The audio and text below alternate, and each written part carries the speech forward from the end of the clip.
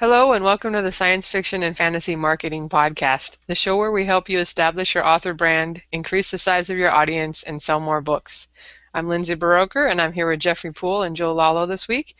And we've got a guest, Damon Courtney, and he is not only a lover of heroic fantasy and author of fantasy, he's also the founder of Bookfunnel.com, which a couple of us are using now, and I think we've talked about in the past. So we're going to kind of ask him about that site and he's got a lot of behind the scenes knowledge about what's working for using free books to how authors are using free books effectively, I should say.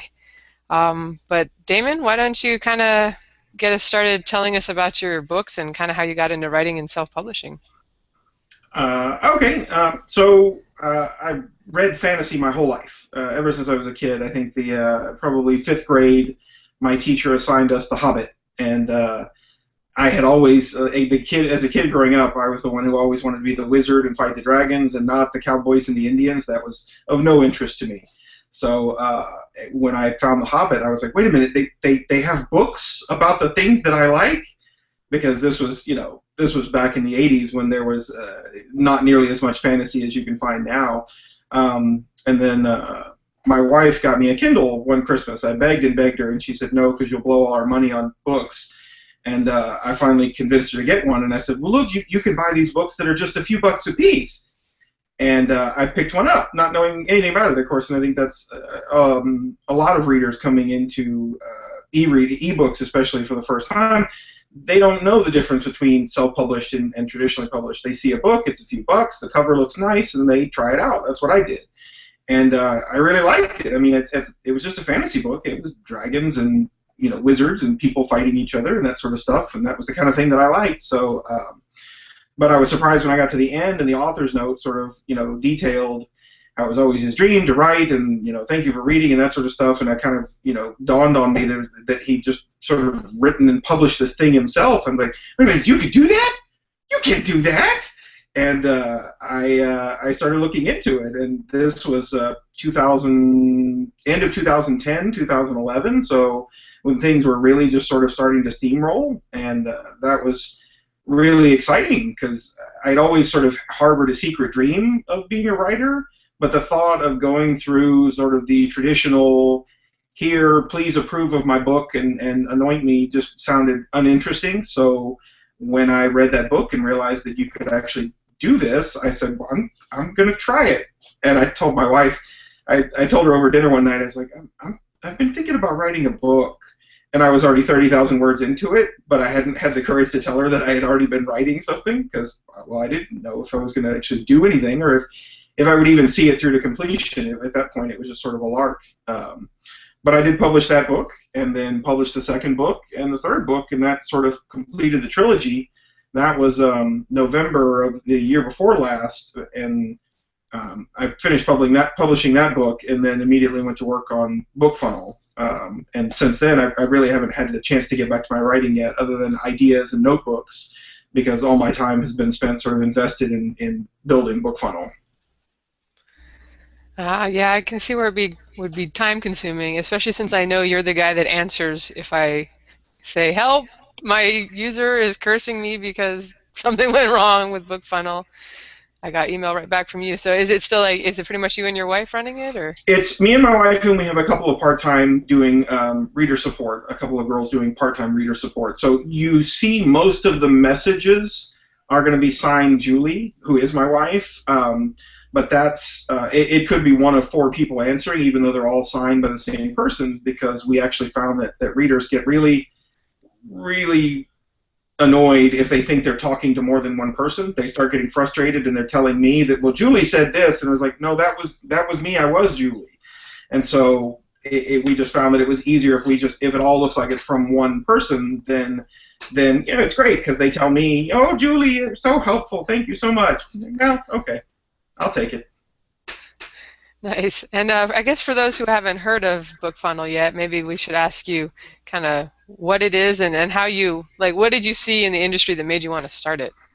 So Bookfunnel is an ebook delivery service, right? So we all publish our books through Amazon and Kobo and Barnes and Noble and the various stores, and they, by publishing through them, they handle the delivery of your book from their store to the directly to the reader. And what I saw was I actually wanted to put my first book free as a mailing list sign up reward, and at the time when I was looking around, the go-to method was, and then you just email them the Mobi in the EPUB file, and good luck. And that was how you were supposed to distribute books, or put them in a Dropbox and give them a link, or give them a Google Drive link, or something like that. And just as a software guy, I immediately saw that that's not good enough. Nobody's going to be able to, or most average readers are not going to be able to figure that out. Certainly not without a lot of headache and heartache. And so that was the sort of genesis of the idea. Was we need a way, indies need a way. I needed a way first. As a software guy, I always build for me first, and then make something that other people can use too. And that was what I needed. Was I needed a way to get my books directly from me to the reader without really going through a store, because I wanted to give it away for free. And Amazon won't let you. You have the whole perma-free workaround thing that they sort of tacitly admit that they have to let you do it because they don't want to let somebody else have the cheaper price, but they don't really like it. And I wanted a way to distribute a book that wasn't free in the store. I wanted to give a reward, because if I can give you a book that you can already get free somewhere else, what am I really giving you that you couldn't have just gone and gotten on your own? So that was where the idea was born, and that's exactly what it is. Bookfunnel delivers the book.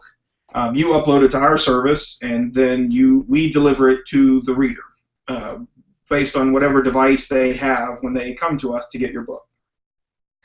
Yeah, I found out, I think back in 2011 or so, maybe 2012, when I was about in the fourth book of my series, I'd done a cliffhanger, and I thought, oh, let me go ahead and do like an advanced review copy for anybody that wants to pay me directly. I think I did. For $10, you could get the book early, the Word document, and then later the Mobi file and EPUB file. And I thought only maybe like 20 people would do it. And so I was on vacation trying to answer all this tech support stuff and doing exactly what you said, just pasting the files into emails. And I remember it ended up being like 250 people trying to.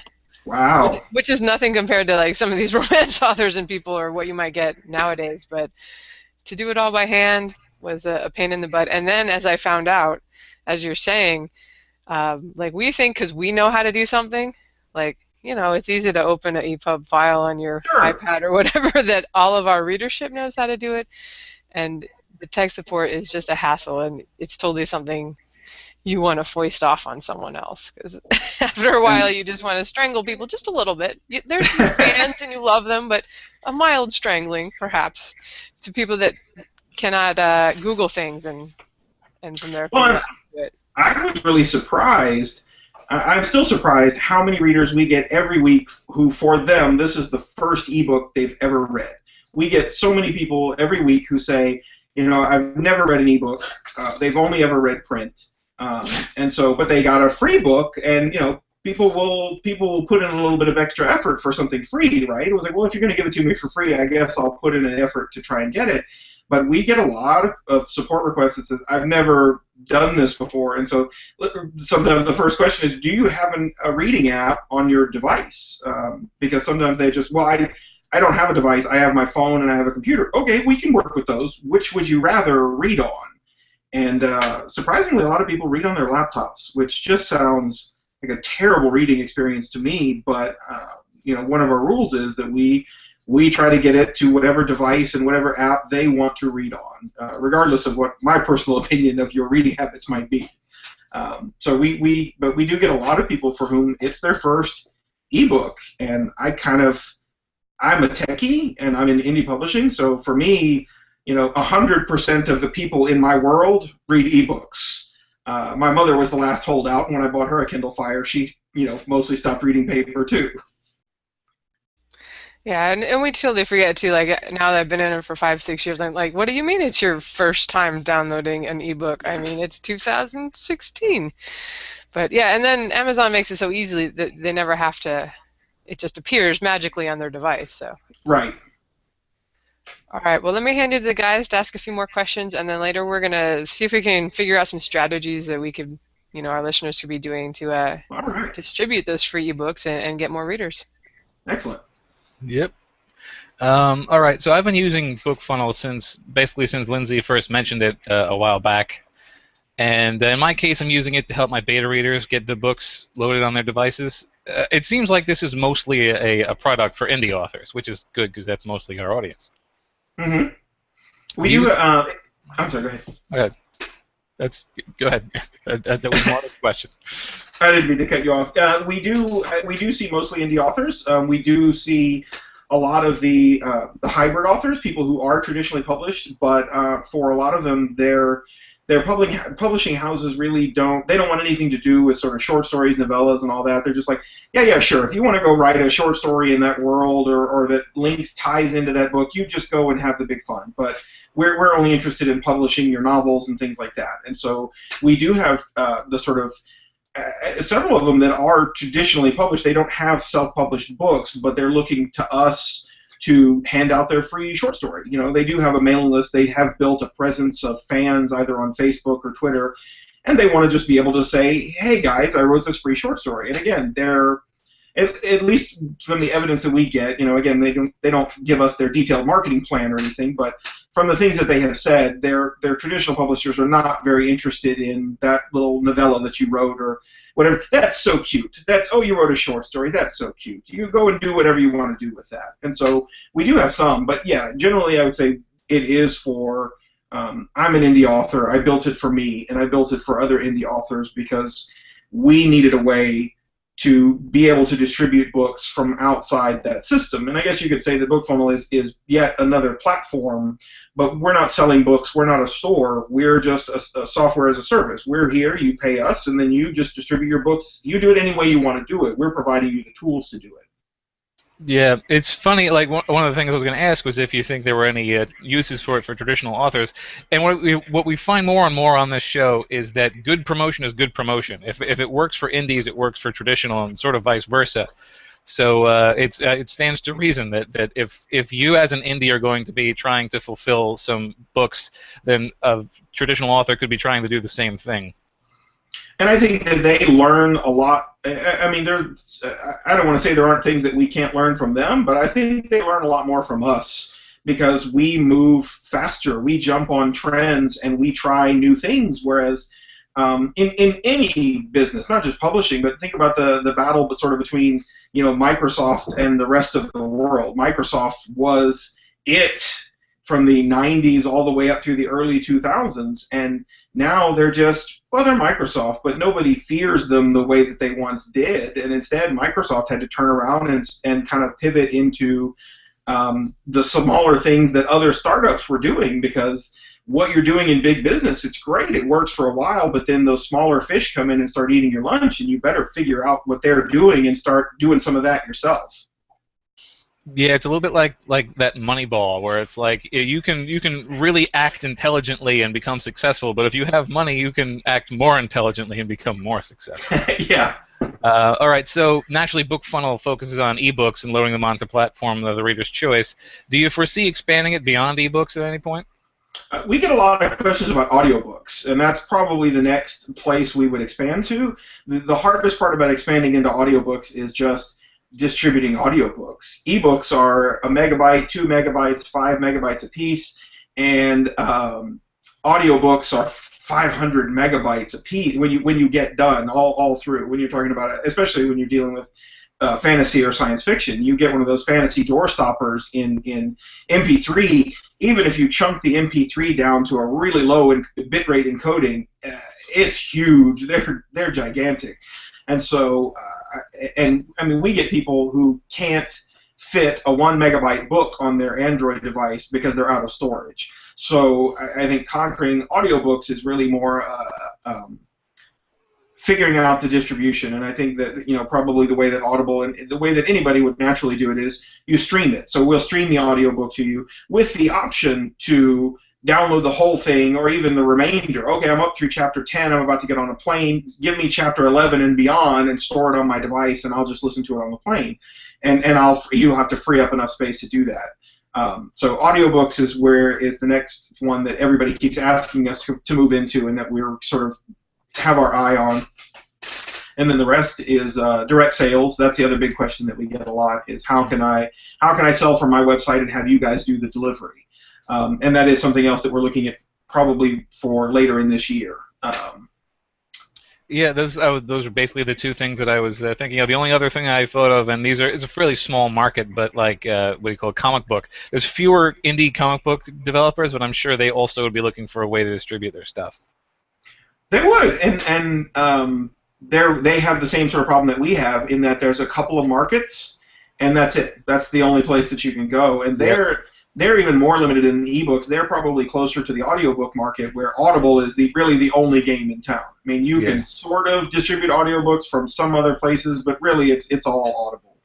And the comic book guys, unless you're putting it up on your own website, which has that sort of homey charm sort of appeal to it, but you're not going to get discovered by a lot of people the way that you are if you can get into one of the larger platforms. Absolutely. All right, so right now you're handling any issues users might have at loading the books, as opposed to readers passing the questions directly onto the author, which is sort of a unique problem that indie authors have to deal with. Yeah. How has the sort of troubleshooting been, and have you sort of identified any general usability problems that people have been having? So just statistically, 99% of users download their books without having to ask us for help. Now, of course, we don't have any data for many of those. We don't have any data as to where the book goes once they download it. So if they email the book to themselves, or if they download it to their PC, we don't ultimately know where the book ends up. If they download on their reading device, we do know, they download it to their Android tablet, they download it to their iPad or to their iPhone, and generally that's because you don't get things, you don't download to an Android device and then move it to something else. So generally, once they download it to those devices, well, we know that they got the book and they're reading it. So 99% of people don't ever ask us for help, but that remaining 1% do, and they do need help. And like I said, for many of them, the readers are older, so a lot of times they're technophobic, and so if they followed the steps on the website, they would have gotten it. But they see those steps and they go, oh, and so they immediately ask for help, and we walk them through the same steps that are on the website. We just walk them through it, and a lot of times just that comfort of knowing that there's a human being. First of all, most of them are surprised that there's a human being on the other side of the line, but when that person answers them and says, no problem, don't worry, I'm here to help you. If you get stuck, let me know, we'll get you unstuck. And just having that confidence of knowing there's another person on the end, they'll try through the steps, and then of course it's yay, I got it. They're very excited that they get through it, because they are technophobic, and they do sort of come into it with this preconceived idea that I'll never be able to do this. This is just ridiculous. And then they get through the steps and they get their book. And so the remaining 1%, we do have to help. And no matter what we do, no matter how, and we tweak our instructions, we tweak our website, we're always looking to up conversion rates. But there's always going to be that percentage of people that people that just ask for help without ever clicking anything. They just land on the page. The first button they push is help me, and they submit a help request. And why didn't you even try? I mean, you want to ask them that, but you can't just be like, hey, listen, why didn't you even try to get the book? And it's just because they see that and they're going, no, I don't know what this is. I don't know how to do this. So unsurprisingly, the biggest issues that we have are always with Amazon's devices, because Amazon seems to actively make it harder to get books to their devices. Kobo's devices are really easy to get a book on. Just a couple of taps and you can have your book loaded into your Kobo tablet or your Kobo e-reader. Barnes & Noble, they killed their entire UK ebook market, so I don't want to say they're making it easy for people to get books. They seem to be actively making it harder, but their devices are just Android tablets, mostly. And so you can get a book to those pretty easily. iPads and Android, we wrote an app for Android that makes it just tap a button and you get your book. And then the iPads and iPhones are pretty easy. So yeah, Amazon makes it harder on us, and they're always changing the rules, and it always feels like we're playing whack-a-mole with them. So that's not surprising. Anybody who's an indie author has dealt with Amazon in the same way, just publishing their books. We're always playing whack-a-mole with whatever Amazon's doing. Yeah, Amazon is perpetually a moving target. It's part of the fun of being small and agile with your publishing career. It's the joys of working with your publisher, essentially. It's a great new puzzle of how the algorithm has changed since the last time I did a launch. All right, those are my questions for this section, so I'll hand you off to Jeff for just a few more. All right. Alrighty. So I've been thinking about it ever since I learned about Bookfunnel as well a while back. Pretend you're coming across an author. He's released already a couple of books. Can you walk us through what their next step is? Especially if, let's just say, for instance, their book one is already perma-free somewhere, Amazon, iBooks, Barnes & Noble. If they want to use your services, what do they have to do next? So if it would be harder. It really works better. I'm sure that you guys have seen, just like any indie publisher, once you get to about 3 or 4 books, then you sort of have enough product out there that you can start experimenting and doing more with it. Obviously, with one book, there's not much you can do. You can market that one book, but I still firmly believe that if you've got one book out, your effort should be spent getting book 2 out. And then for me, at least, even getting book 2 out, the effort was to get book 3 out.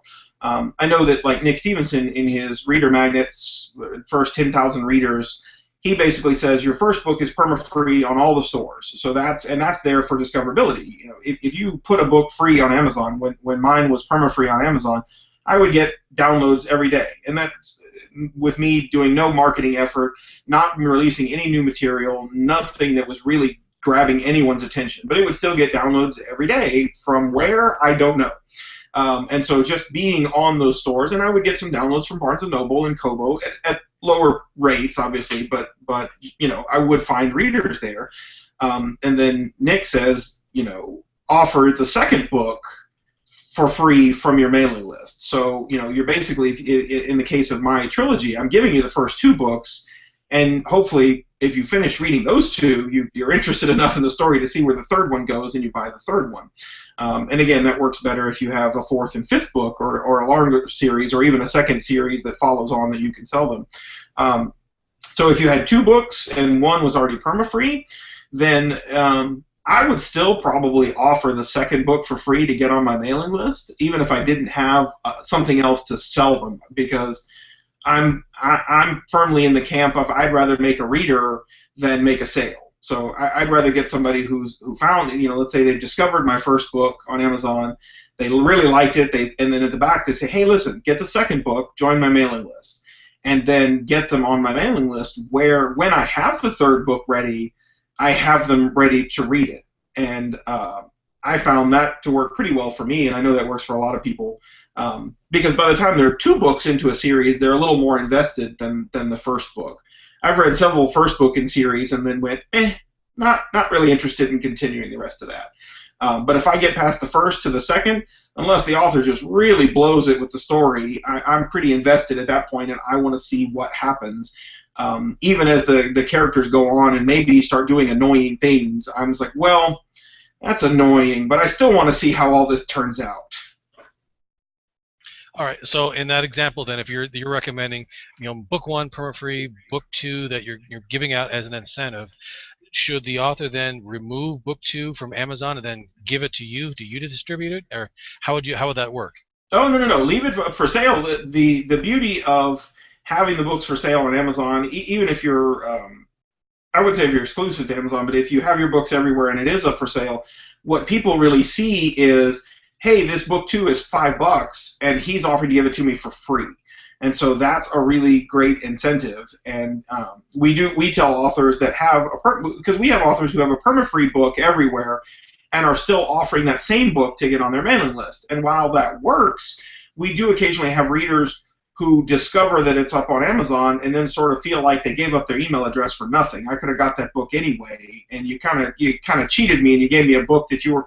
It's like giving something for free away over here, and then turning around behind your back and giving the same book away for free, or selling the same book for $1 to somebody else. When they find out that you're giving it to everybody else for free, they kind of feel like they got gypped. So having a book for sale, or even having that second book for sale, when they go and they're like, they look at your free book and they go, well, I don't really want to sign up for it. But they look at Amazon and they go, $5. Never mind, I think I do want to sign up for it, because suddenly now they're getting a $5 value for free. Yep, very true. Very true. Going off of Joe's last question, have you noticed any patterns when it comes to tech support for the various e-readers? I mean, you mentioned that a lot of people have problems with Amazon devices. Most specifically, what is the problem? Problems with linking devices, the books, getting the books themselves? What is the problem with them? So the method that most people use that a lot of indie authors sort of espouse as the way to get books to your Kindle devices is Amazon has an email service where you can email files to something at Kindle.com. Every Kindle device, every Kindle app has an @Kindle.com address. Some people don't know this, but a lot of indie authors know about this service. Right. And so that's sort of the way that they tell everybody to just email, go through these 8 steps to set everything up, and then once you're set up, then you can email the book to yourself and it'll go through. The problem is that service doesn't always work. It's kind of quirky, and sometimes you send a book and it doesn't show up, and it just sort of like disappears into the ether, and Amazon doesn't tell you why it didn't accept your book. Other times it will reject a book, a Mobi file 3 times, only to accept it the 4th time. It just doesn't always work. And so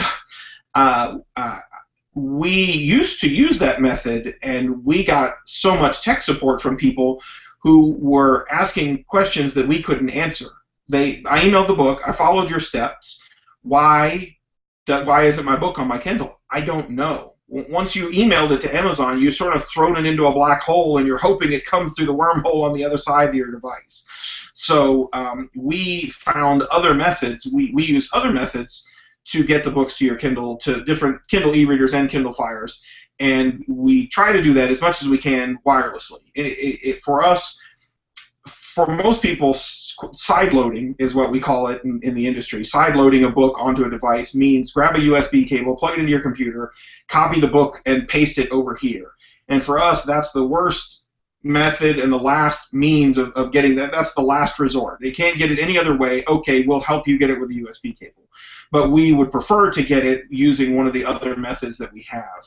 And it just turns out that Kindle e-readers are actually fairly easy. The Kindle Fires get a little bit harder because, like I said, Amazon doesn't want you to read sideloaded books. They want you to get your books from Amazon. And really, why shouldn't you? These books are on Amazon. Just go pay $5 and you've got it. So, why do you need to do this whole sideloading thing? That's just pish-posh. Off with you now. And so, we're trying to do something that Amazon lets you do, but they don't really like you doing it. And that's where we run into the problem. Whereas it seems like the Kobo e-readers, they're fine with it. Just drop an EPUB, sure, we'll take it, we'll read it. They don't seem as draconian about it. And I think part of that has to do maybe with the fact that Kobo is more worldwide, and they are probably in a lot of markets where the populace has access to get ebooks like Project Gutenberg and other free places, piracy sites included. But they have places that can get other EPUBs, and the Kobo just says, look, you already bought our device, and so, yeah, we'll just let you read whatever books you've got. We're not going to be so picky about it. Amazon sells the devices for nothing. I mean, they sell their Kindle Fire on sale for $35.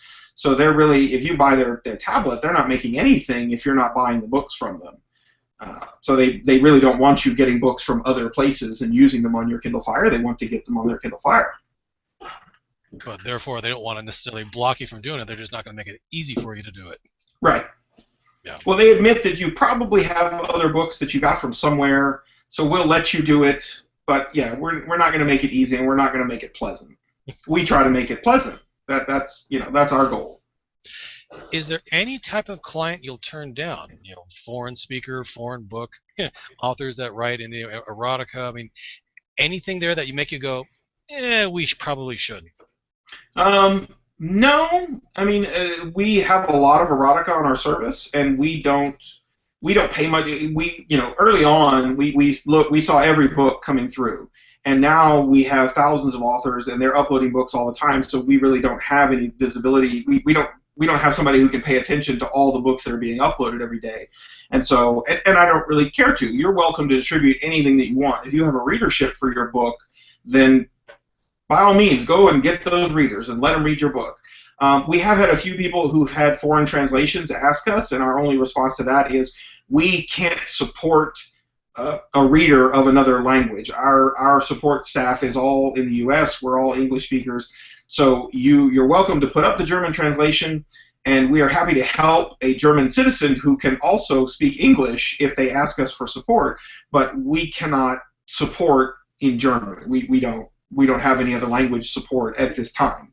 So we don't tell them no, but we just tell them, look, it's great, go ahead, but just know that if we get a support request, we may not be able to help them if they can't speak English to us. Good to know. Good to know. All right, let me pass you back over to Lindsay. She's got a few more questions for you. Great. All right, let's talk about the good stuff that people have been wondering about, like how do I get more readers and how do I increase the size of my mailing list? So I guess you see so many people, so many authors that you're working with and seeing their stuff. How are people using your service or giving away free ebooks in general to like grow their mailing list or just try to get more readers? Period. Well, I think that I know that you guys give the advice, and your careers all show it, but writing in series is always better than not writing in series. And that doesn't mean that if all you have in you is standalone books, then by God, write what you want. The beauty of being in India is write what you want. Nobody's going to tell you what you can or can't write, but if you are writing hoping to sell books, you're going to do a lot better if you're writing in series. And if you have a series, you can do a lot more with your promotions. Obviously, first book free in series is really effective for getting readers into that funnel, right? If you've got a book series of 7 books, well, I'll give you the first 2 free because you're going to buy the other 5. Presumably you like the books well enough to keep going with the series.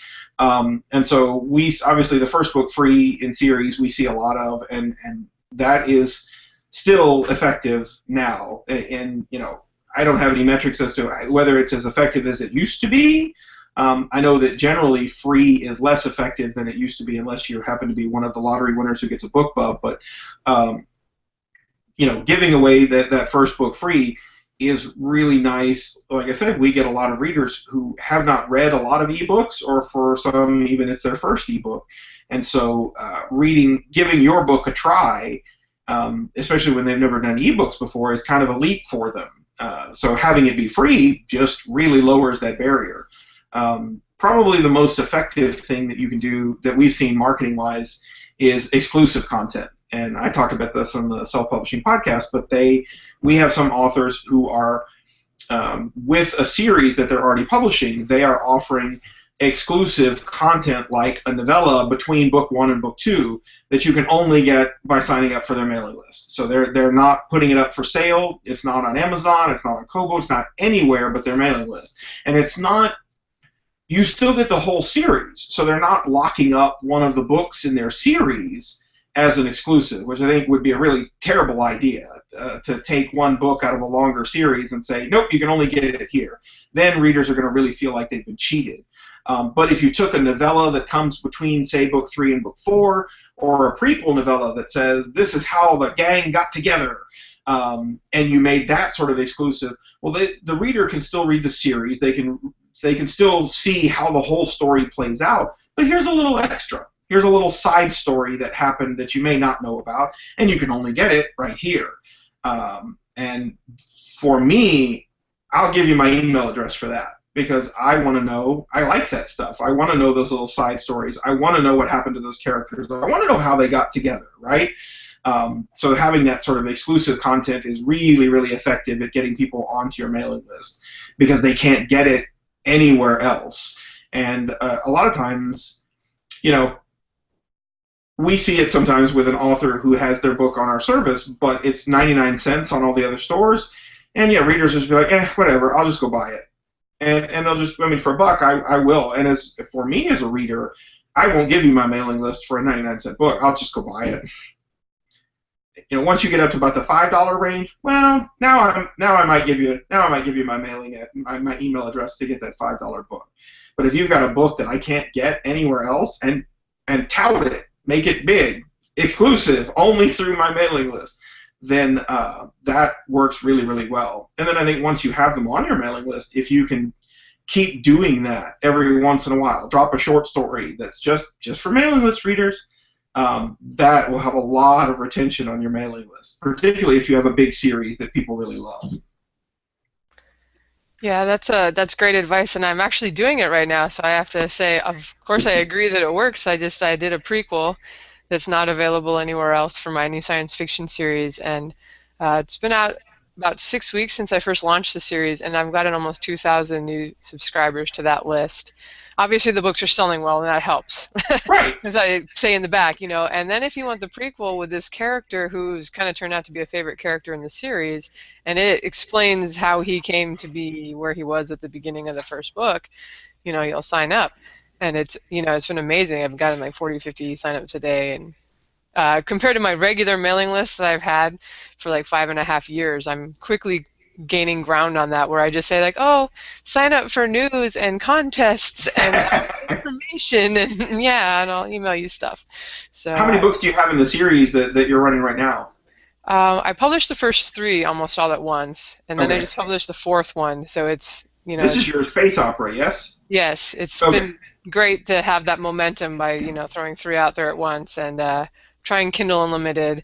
So these people some of them have asked, like, can I get the prequel from Amazon, because I think they want it in their cloud, which I guess if they get a Bookfunnel book, it's probably not going to, they didn't pay for it, so it's not in their spiffy little cloud. No, that's the one that absolutely doesn't work, is Amazon doesn't let anything in their cloud reader that doesn't come from Amazon, because we do have some readers who are like, how do I get this to my Amazon cloud? No, Amazon doesn't do that. Yeah, they want to be able to get it on their 8 iPhones and iPads, and I'm the same way, so I can't complain. I'm like, what, you mean you can't sync it from my other device for me? What's going on? Well, now you can do that, and we do. So if you upload it to Amazon, either through emailing it to their service, or they have a little app that you can get for Windows and Mac that's called Send to Kindle. And if you have that little app and you download the Mobi file and send it to your app, so you can put it in your Amazon Cloud account, and then it will sync between your devices, between all your Kindle devices. But you can't read it in Amazon's Cloud Reader, which is their web-based cloud reader. That's the one thing that you can't do. So, and we do have quite a number of readers who do that, but they tend to be the savvier readers. Most readers that we have, they have one device, and that's all they read on. So for them, the whole uploading to the cloud thing just kind of becomes a bigger pain than just downloading the book themselves. But for me, yeah, I put it in my cloud because I've got my Paperwhite in my iPhone. And when I crawl into bed, I like to read on my Paperwhite. But when I'm sitting around with the kids on a weekend and I want to catch a quick chapter in some book I'm really excited about, I want to pull out my iPhone and just read it on the couch, real quick. So I like to keep my stuff synced together that way. All right. Well, that's cool to know that works. I have to confess, I've used Bookfunnel to upload my own books, but I haven't used it as a consumer yet. So maybe somebody I enjoy will start uploading extra freebie bonus stuff there for a series I'm following. That's funny. We usually get the opposite. We have a lot of authors who come in because they got a book from another author that they like, and they're like, oh my God, I got a free book from such and such, and how do I, can I use this for this, this, and this? Absolutely you can. And so they come to us because they got a free book from us, and they saw how easy it was to get the book to their iPhone or their iPad, and they said, oh, I want to do that. See, they're good authors that are reading a lot, and I hear about everything on the podcast ahead of time. That's my excuse. Yeah. All right. I know when I heard you guys on the self-publishing podcast, it sounded like you don't keep a lot of personal data. Like, I don't know if are you able to tell which genres or anything are kind of popular on your service, or that kind of data? Just from the data that we have is mostly in the support requests. So that's the stuff that we actively see every day. So every request that comes through goes to everybody on the team. And while we don't have a lot of data, you can guess that Fast and Ferocious taken down by the cheetah is probably not science fiction. And so you can kind of get from the titles, that we have a lot of romance, we have a lot of erotica. It really runs all over the place. We have quite a lot of nonfiction too, which is not something that I would have expected. But nonfiction guys tend to be, marketers at the same time, and so they're pitching those books, and they're doing the same sort of marketing techniques that we're doing, giving away a free book, giving away a couple of free little short books in the hopes that you'll go on and you'll buy the larger book, the whatever, or the course, even here's a free book, and they hope you go on and buy the course, whatever that may be. So I actually want to, in a future update, add the sort of a category so that when you upload a book, you can tell us what genres they're in, so that we can track some of that data better. But yeah, we don't keep any reader data at all, and we don't have any reader data to begin with. So we don't. By the time they get to us, we don't have their email address. We don't have their name. We don't know anything about them, and so, unless they ask us for help, in which case, obviously, we have their email so we can communicate with them. But we don't keep a lot of that data because we don't want to. We want your readers to be your readers, and we don't want. I don't ever want there to be a fear that your readers are going to end up on my mailing list, and that I'm going to, suddenly email all the readers because I've got a new service I want to talk about. I don't really want to do that, and so. Sometimes it's best to just not record any of that stuff so there's no temptation. Well, listen, we have a list of like 10,000 email addresses. We could just send them one email. And so we don't keep any of that data around. So you're only going by the help tickets when you're seeing that Beatrice is ordering Tackled by the Cheetah and trying to get an idea for the demographics. Well, and that's just it. It's like we don't have demographic data, but there's, on some level, Mildred is probably not a 30-something New Yorker gal, and you're guessing that she's probably an older reader when she asks for help. And when they come in, the help requests come in and they say, Mildred needs help getting fast and ferocious, and you're just like, oh, Mildred, you minx, you get that book, girl. That's right. They're retired. They have more time to read. So yeah, best audience out there, and they have money. So. Unlike your teenage readers that are like, why isn't the rest of the series free? Yeah, exactly. Why don't you put it on Wattpad? All right, I love the idea you were talking about, kind of nurturing your mailing list and giving them a reason to stick around after they get that first free book. Do you see? Are a lot of people doing that now? Kind of giving away, like I think you mentioned, like a second epilogue on the other interview, and maybe bonus scenes and things like that. Is there any logistics to that? Do you just kind of make it into an ebook and throw it up there the same as a book too? The two things that I saw that we've seen that have been really, really effective, because of course we do track the number of downloads that authors are getting, obviously, because that's our service depends on knowing how many downloads you have. But we get to see sort of the daily totals of the top 10 downloaders. And then the sort of the top 10 for the monthly. And so the biggest promotions that we see that have worked really well are things like epilogues, where again, it's exclusive. They're giving it away only to their mailing list, and it's sort of, here's the end of the series, and here's this little novella that's 15,000 words that picks up 2 years after the series, and it's just a short little adventure, or it explains some piece of information that wasn't in the series. And that is really, really effective. Obviously, giving away any kind of content on your mailing list is going to help with that retention, because if they think that if I just stick around, if the author releases a new short story, not on even any kind of schedule, but every few weeks, every 4 to 6 weeks, there's a free short story, well, I'm probably not going to unsubscribe, even if you're occasionally sending me an email announcing a new book release or telling me about some sale that's going on, because well, I still want to stick around for when that free book comes around, whenever that free short story comes around, especially if it's in the series that I'm following. And then the other one, we've had 3 authors right now that are doing serials through their mailing list, where they dropped episode 1, and it's a 8 or 10,000 word short story, and then every couple of weeks they've been dropping the next episode in the series, and so. By sending out the download links through us, then I've seen people, I know years ago I saw people try it where they basically, the episode was in the email. So it's like, here's episode 1, and it's like this big long scrolling email that they're supposed to read. And I don't think that that's nearly as effective as people being able to read on the reading device they already enjoy reading on. And so through Bookfunnel, we see several authors now using it to distribute those serials and distribute a new episode every couple of weeks. And their sell-through rate, sell-through, they're free books, they're free, but the rate that people sell through is really, really high. So if they had 3,000 downloads on episode 1, they've got close to 2,800 on episode 2, and then it just keeps going and going and going. And there's not a lot of drop-off as the series goes on because they're getting it all for free anyway.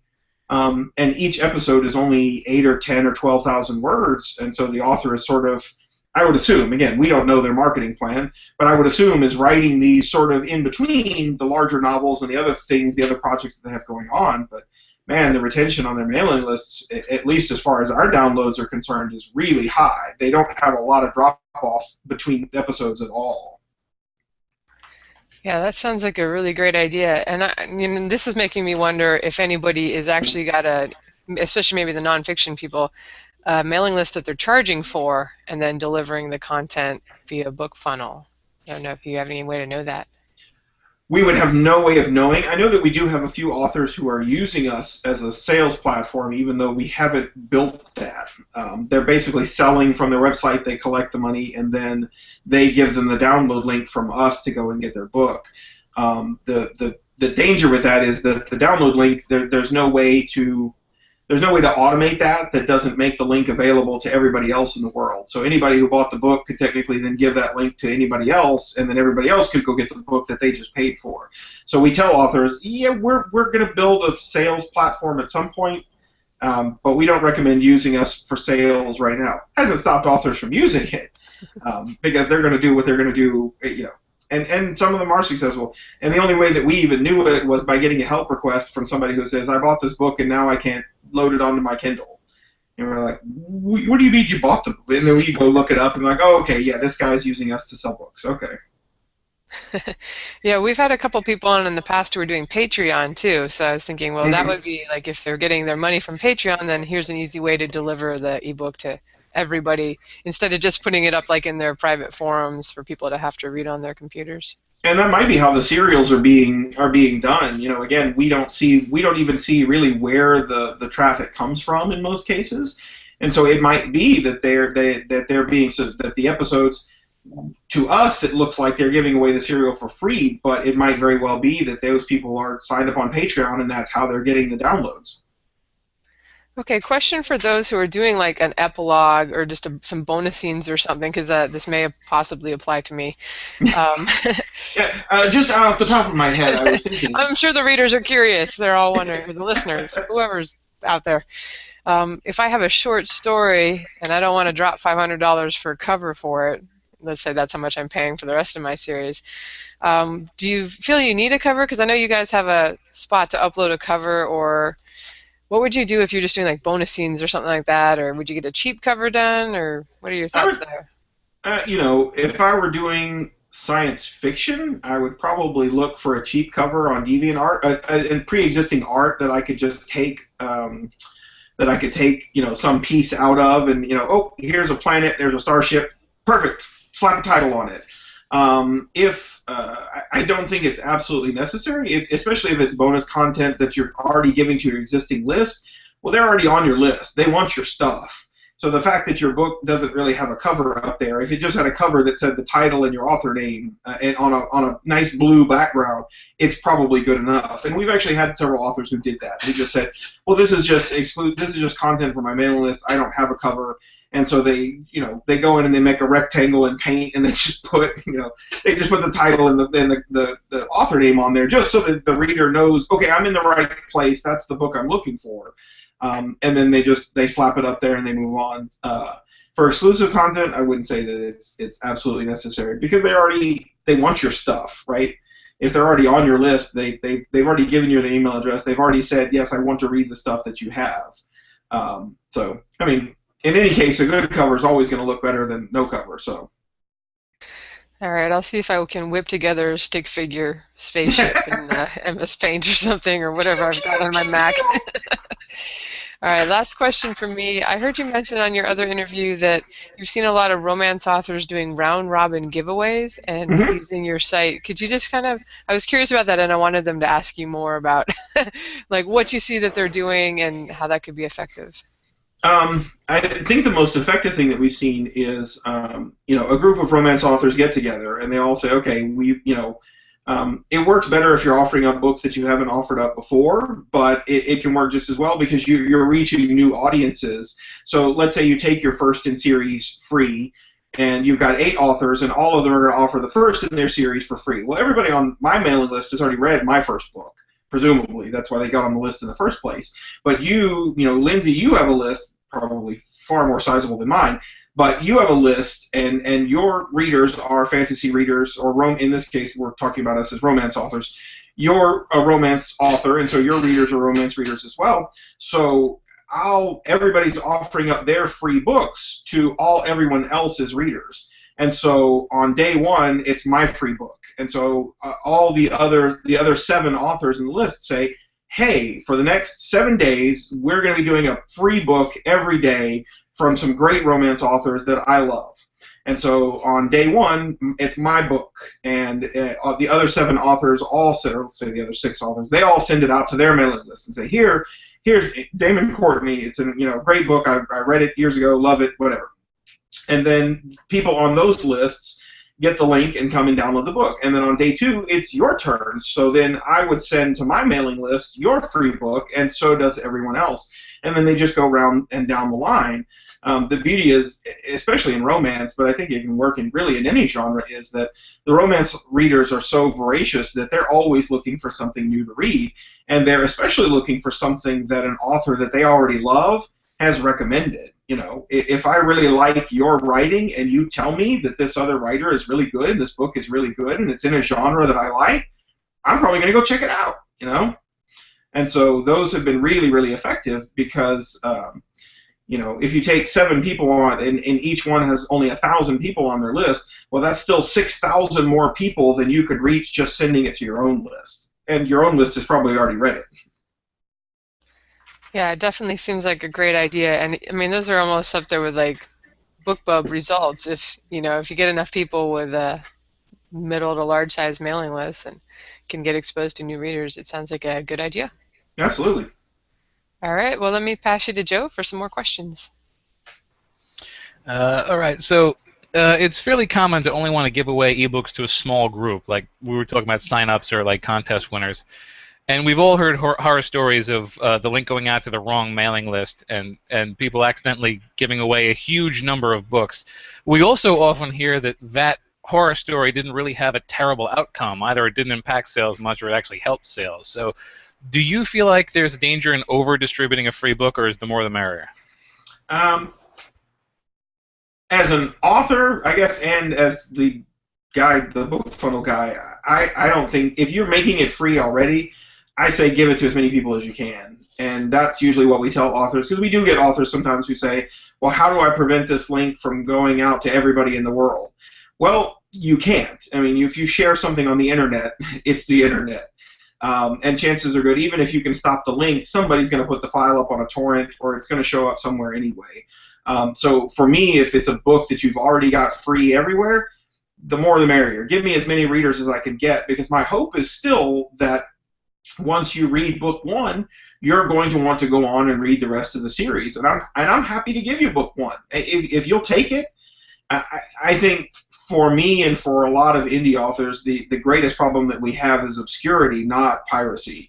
And it's not even pirate. Can you pirate something that's being given away for free? I don't really know, but some people are really worried about that. And I would say that it's different when you're talking about somebody giving away, or somebody doing an ARC, an advanced reader copy, or a beta, a very early copy of something that you don't want distributed, either because it's still really rough, or it's not a book that you're planning on giving away for free. And so you've got a team of 50 advanced readers who are willing to read it and give you reviews.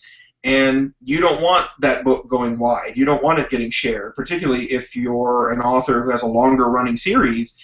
And that new book, that seventh book in the series. I mean, imagine if the Deathly Hallows had been pirated and the ebooks were out there before the book hit the shelves. Well, I mean, Rowling probably still would have done all right, but a lot of people certainly would have picked up that ebook for free and read it and may not have gone on to buy the hardback. So we have built stuff. We have built features specifically for delivering ARCs and betas that help to sort of stem that tide of a link being shared and the book going wide when you don't want it to.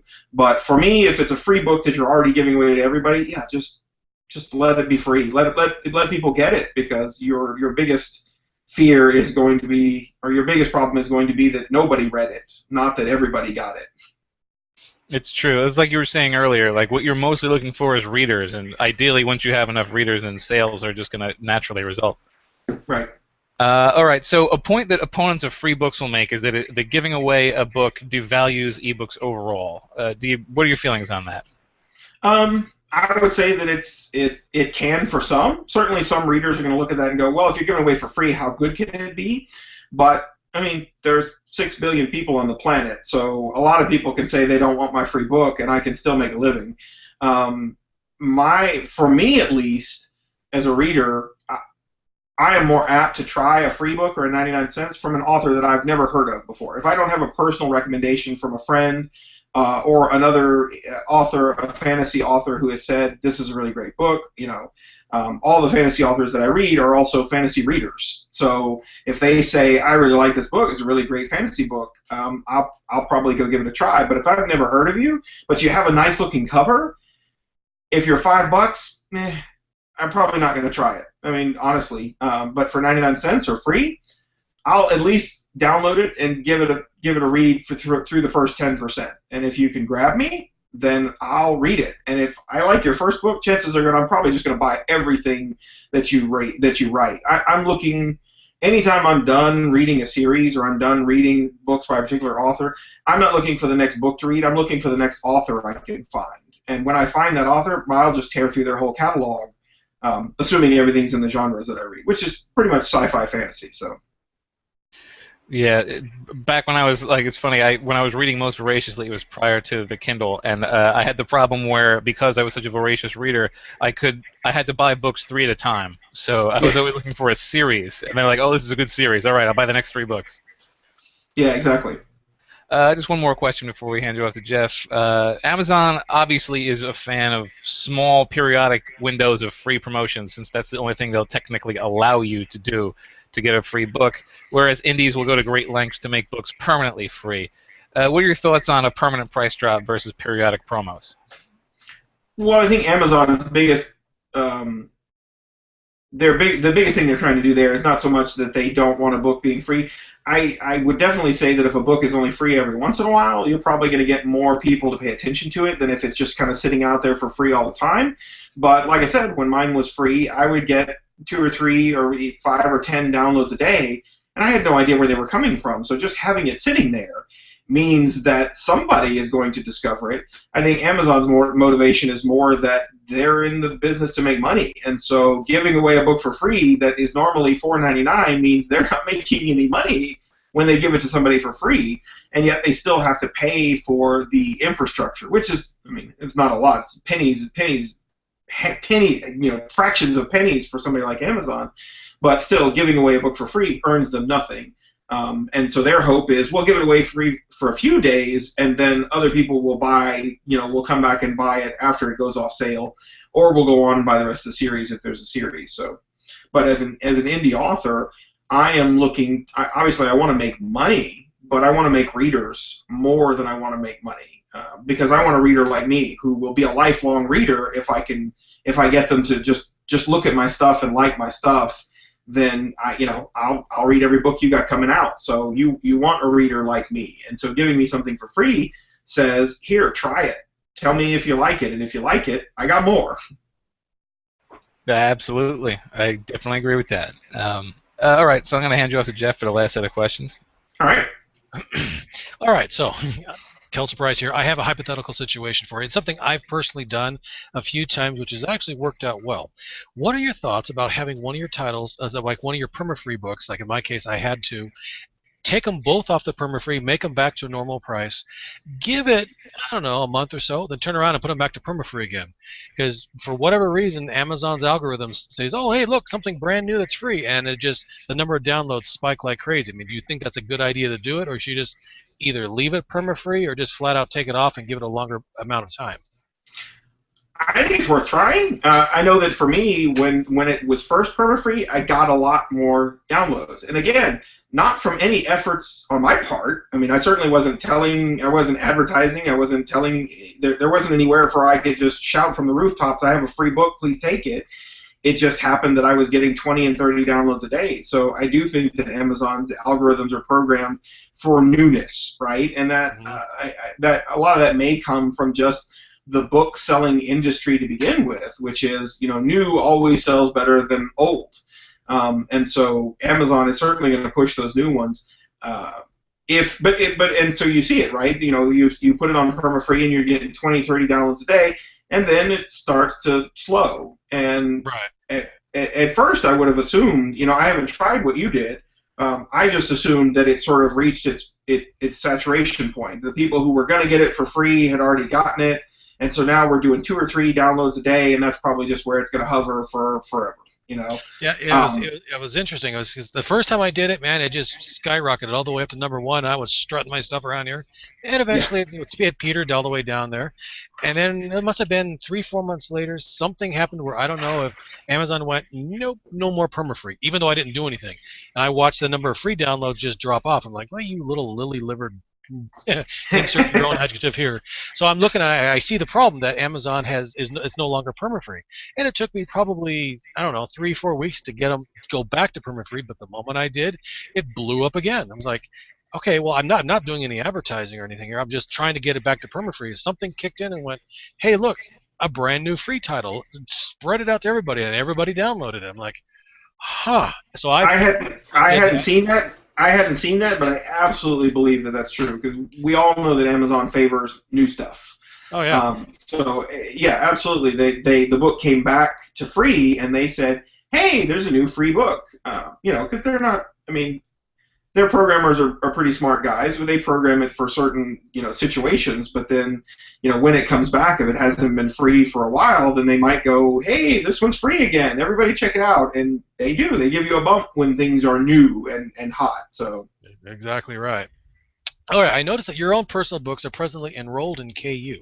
Have you ever had any second thoughts about not releasing them wide, or do you feel it's been beneficial to your book success to keep them solely on Amazon?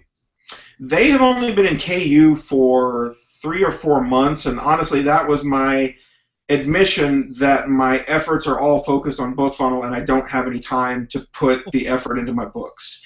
And so, you know, I was wide for years, and, you know, I never really got any traction on any of the other platforms. And I know that it's one of those things where once you get traction on them, their algorithms kind of keep you up, at least at a sort of mid-list level. I never moved more than 1 or 2 books here or there. It was completely random, just like, oh, hey, wow, I sold one on iTunes. How about that? You know, but it wasn't anything to go celebrating. And so about 6 or 8 months ago, when we really sort of launched Bookfunnel, and my wife asked, well, what are you going to do with your books? And I said, I guess I'll put them in select. At first, I was just going to try it for 90 days, and I figured, why not? Because I do think that for authors who are sort of still in that, I won't say new authors, because my first book was published in 2011, but for authors who have yet to be discovered, really, Kindle Unlimited can be really good. You can get those extra page reads, and I know that, so my son has a KU account that we pay for, because he reads books on his Kindles. He's 9, and he reads the crummy little Minecraft books all day long, and he just reads them one after the other, which is great, because for me that $10 a month pays for itself. Previously, you know, those authors that are putting out this, I mean, they're like little 30-page short books, short stories essentially, and they slap a little Minecraft cover on it or something, and they call it Death of the Ender Dragon or whatever, and they throw it up there, and they still charge $2.99 for it because they're getting most of the reads from KU anyway. So they figure whoever's going to come along and buy it, well, I don't want 35%, so I'll put it up for $2.99.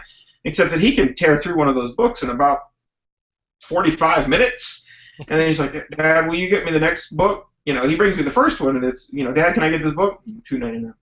Yeah, okay, here's your book. Go have fun. And then 45 minutes later, he's coming back, hands me the Kindle, and says, "Dad, can I get the next book?" Okay, now I can see how many books are in this. 18 books in this series. This is going to get real expensive. And so we ended up getting him the KU, and so I decided I would give it a try. And I do get, page reads that are probably equal to the number of sales monetarily that I get. And so because I don't have the time to focus my efforts on either writing more books in the series or even promoting the series because of all my work on Bookfunnel, it just seemed like, well, I'll just let it float along until hopefully the day that I'm able to get back to it. But I do believe in the long-term strategy of being wide. I think that when you're still undiscovered, KU can be a really good tool, but it shouldn't be your long-term plan. Yeah, I couldn't agree more.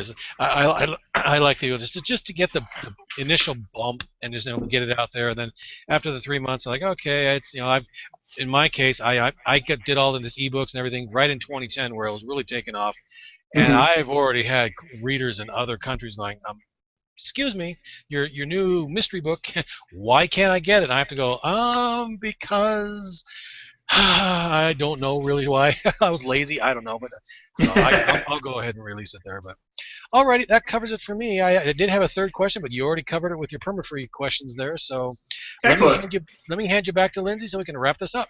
All right. All right, yeah, why don't you just finish? I don't think you actually gave us prices or anything, so as we've now sold Bookfunnel to all of our listeners, can you tell us how much it is to sign up and where to find you?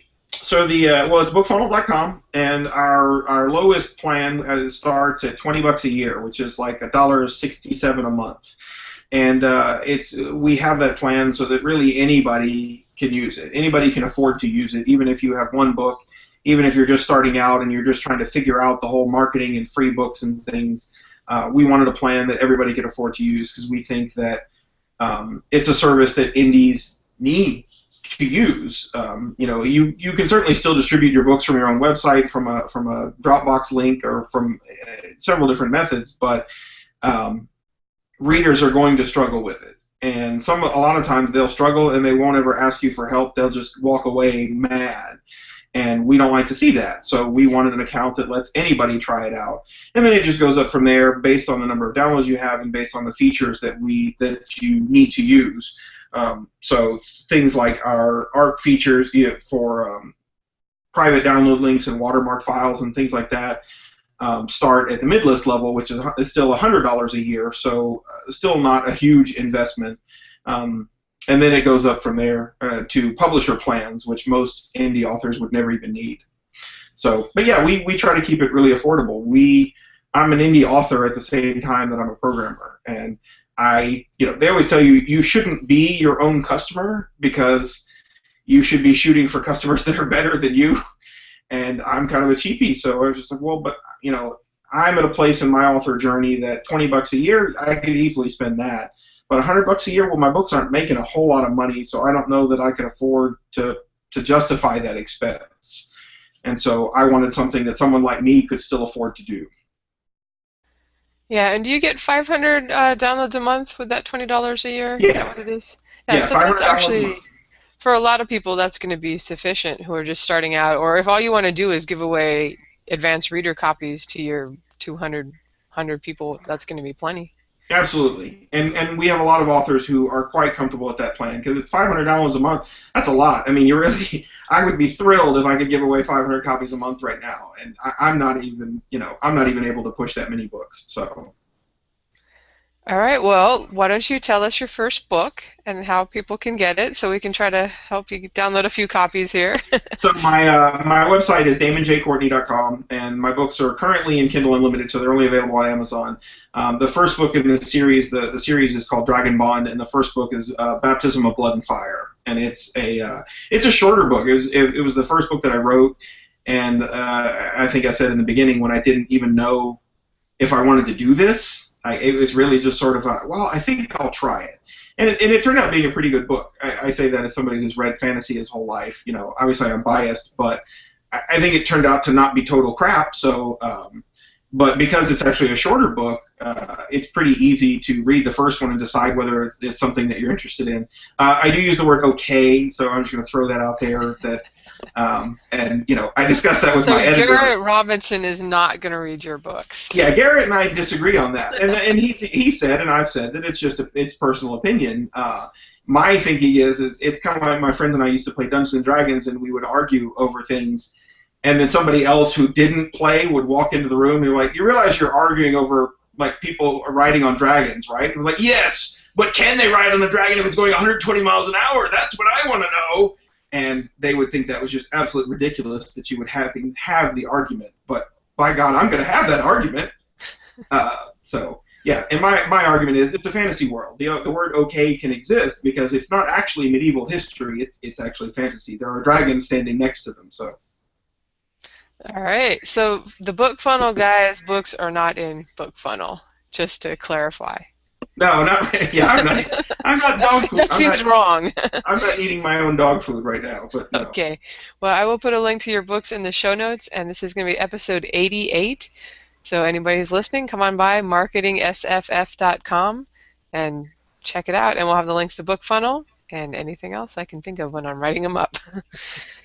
Well, thank you guys for having me. I really had a good time. All right. Thank you for joining us tonight, and thanks everyone for listening. Take it easy. All right, everybody.